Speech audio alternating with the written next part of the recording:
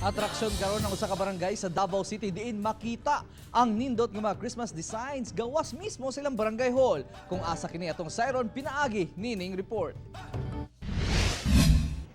Ginadayo karon ang barangay hall sa barangay 10-A poblasyon Davao City tungod sa nindot nining nga Christmas designs. Ang konsepto, Santa's Toy Factory, subay sa pagsaulog sa Pasko Fiesta sa syudad.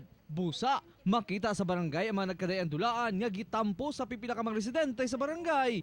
Ingon man, uban pang Christmas fictional beings. Ang ubang mga imahe, gama sa recyclable materials, sama na lamang sa plastic bottles, galon, karton o uban pa. Busa, wala gayon mga materyales nga nasayang.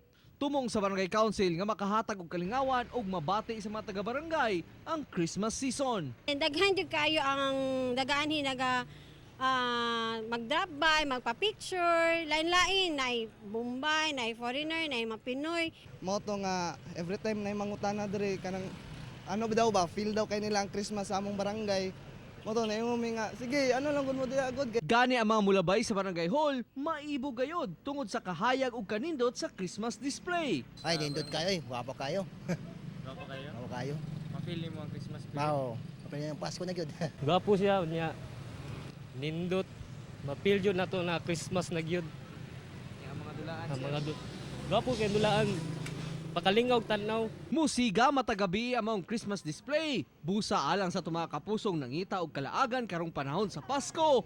Bisita na kamo sa barangay 10-A, Davao City. Kauban si Cyril Chavez ug Joe Pascual sa kamera. Ako, si Real Soroche para sa One Mindanao.